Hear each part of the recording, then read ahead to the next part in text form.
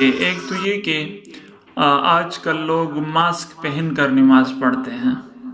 یعنی یہ جو وبا پھیلی ہوئی ہے اس کی وجہ سے ماسک پہن کر نماز پڑھتے ہیں، اس کا شرعی حکم کیا ہے؟ اور دوسرا سوال کہ کیا اس وبا میں کیا چیزیں کون سی ایسی آیتیں یا وظیفہ کرنا چاہیے تاکہ اس وبا سے بچا جا سکے؟ تو جہاں تک پہلا سوال ہے کہ ماسک پہن کر نماز پڑھنا، تو فقہاء نے لکھا ہے کہ عام حالات میں بلا عذر ناک اور منہ چھپانا یہ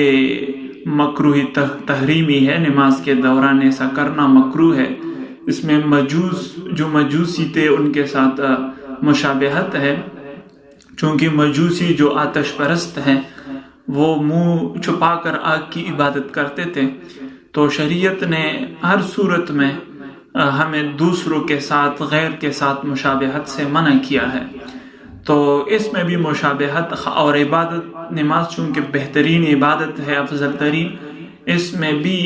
ہر قسم کے جو غیر ہے اس کی ہر قسم کی مشابہت سے بچنا ضروری ہے۔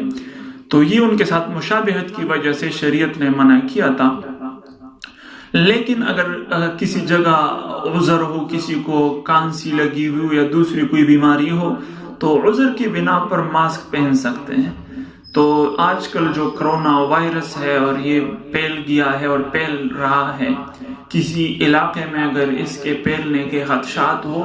تو وہاں پر لوگ ماسک پہن کر بھی نماز پڑھ سکتے ہیں، اور جہاں پر یہ وبا نہ ہو، صرف احتمال ہو تو اگر نہ پہنے تو اچھا ہے، لیکن بہرحال عذر کی وجہ سے پہننے کا کوئی گناہ نہیں ہوگا۔